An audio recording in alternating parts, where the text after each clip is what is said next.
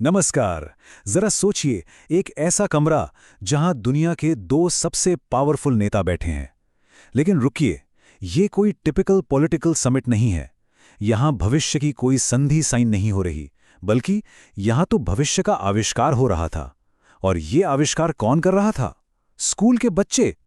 हम अक्सर ये सोचते हैं कि दुनिया बदलने वाले बड़े बड़े आइडियाज आते कहां से हैं।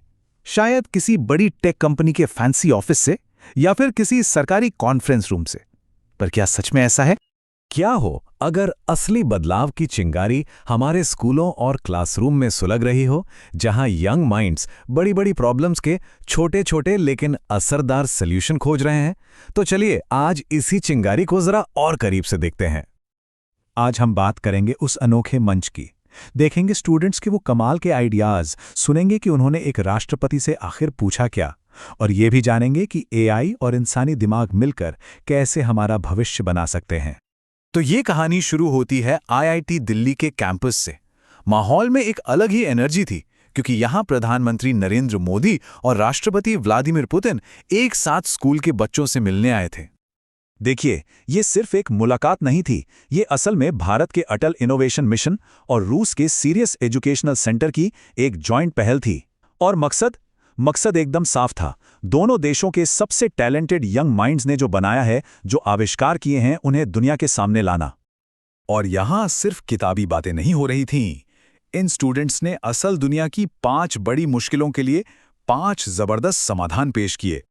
तो पहली प्रॉब्लम थी हेल्थ केयर से जुड़ी हुई। गांव में दूर दराज के इलाकों में मेडिकल टेस्टिंग कितनी महंगी और मुश्किल होती है, ये हम सब जानते हैं। मतलब खून से प्लाज्मा अलग करने जैसी मामूली चीज के लिए भी बड़े बड़े महंगे इक्विपमेंट्स चाहिए होते हैं। तो इन छात्रों का सल्यूशन क्या था? एक ऐसा डिवाइस जो डिजिटल होलोग्राफिक माइक्रोस्कोप का इस्तेमाल करता है, और उसकी लागत सिर्फ 50 रुपए। सोचिए जरा, ये छोटा सा डिवाइस गांव में हेल्थ केयर को हमेशा के लिए बदल सकता है। ये इस बात का सबूत है कि बड़े बदलाव के लिए हमेशा बड़ी लागत जरूरी नहीं होती। अगली चुनौती थी हमारे पर्यावरण से जुड़ी। हर साल फसल कटने के बाद पराली जलाने से हवा कितनी जहरीली हो जाती है। इन स्टूडेंट्स ने एक सवाल पूछा, क्या ये कचरा वाकई में कचरा है या फिर कोई छिपा हुआ खजाना? उनका जवाब था एक कमाल का वेस्ट टू वेल्थ मॉडल। उन्होंने दिखाया कि कैसे उसी पराली से सिलिका निकालकर उससे बायोडिग्रेडेबल कप बनाए जा सकते हैं। नतीजा, प्रदूषण भी कम और किसानों के लिए एक एक्स्ट्रा इनकम भी। और आइडियाज यही खत्म नहीं हुए। एक टीम ने दिखाया कि कैसे साइकिल चलाते चलाते आप अपना फोन चार्ज कर सकते हैं। दूसरी टीम ने रोड एक्सीडेंट्स को रोकने के लिए एक स्मार्ट बाइक सिस्टम बना डाला। और एक टीम की सोच तो अंतरिक्ष तक पहुंच गई। उन्होंने सैटेलाइट्स को सोलर तूफानों से बचाने का एक तरीका खोज निकाला। अच्छा, अपने आविष्कार दिखाने के बाद इन स्टूडेंट्स को मौका मिला सीधे राष्ट्रपति पुतिन से सवाल करने का। और यकीन मानिए, उनके सवाल किसी भी मंझे हुए पत्रकार से कम नहीं थे।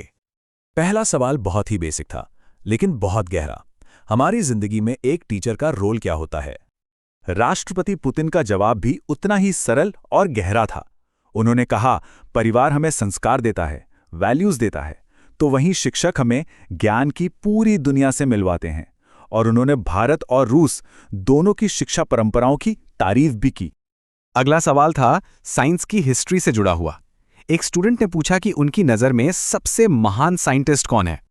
इस सवाल पर उन्होंने एक आर्टिस्ट की तरह जवाब दिया। बोले, विज्ञान एक कला की तरह है और किसी एक को चुनना बहुत मुश्किल है। उनका कहना था कि हर साइंटिस्ट का अपना योगदान है, और जो लोग अपनी जिंदगी साइंस को दे देते हैं वो असल में सबसे खुश लोग होते हैं। और जो आखिरी सवाल था वो सीधे भविष्य पर था। आने वाले वक्त में रिसर्च का मेन फोकस किस फील्ड पर होना चाहिए? उनका जवाब मानो भविष्य की एक झलक दिखा गया। उन्होंने कहा कि 20वीं सदी फिजिक्स की थी, लेकिन 21वीं सदी बायोलॉजी और जेनेटिक्स की होगी। ह्यूमन जीनोम को समझना मेडिकल साइंस में एक ऐसी क्रांति लाएगा जिसकी हम आज कल्पना भी नहीं कर सकते। तो इस पूरे इवेंट का जो निचोड़ था, जो सार था, वो एक बहुत ही जरूरी आइडिया पर आकर रुका। टेक्नोलॉजी और इंसानियत के बीच का रिश्ता। दोनों नेताओं ने एक बात पर बहुत जोर दिया, एआई यानी आर्टिफिशियल इंटेलिजेंस बेशक बहुत पावरफुल है, लेकिन इंसानी दिमाग के बिना वो अधूरा है। असली मैजिक तब होता है जब एआई की ताकत और इंसानों का टीम वर्क एक साथ मिल जाता है। टेक्नोलॉजी हमारी जगह लेने के लिए नहीं है, बल्कि हमें और ज्यादा काबिल बनाने के लिए है। तो इस इवेंट का असली मतलब क्या था? क्या ये सिर्फ कुछ अच्छे आविष्कारों का शोकेस था? नहीं, ये उससे कहीं ज्यादा था। ये इस बात का एक जीता जागता उदाहरण था कि जब देश अपनी पॉलिटिक्स को साइड में रखकर अपने युवाओं के भविष्य पर इन्वेस्ट करते हैं तो क्या कुछ हासिल हो सकता है। ये एक नई तरह की ग्लोबल पार्टनरशिप की शुरुआत थी, जिसकी नींव युवा दिमागों ने रखी थी। तो अंत में सवाल ये नहीं है कि भविष्य कैसा होगा, सवाल ये है कि भविष्य बनाएगा कौन। और अगर आज के स्टूडेंट्स 50 रुपए में जिंदगी बचाने वाली तकनीक और कचरे से कमाई का जरिया बना सकते हैं, तो जरा सोचिए जब ये बड़े होंगे तो दुनिया की किन किन मुश्किलों को हल कर देंगे। भविष्य आ नहीं रहा है, भविष्य तो इन्हीं क्लासरूम में गढ़ा जा रहा है।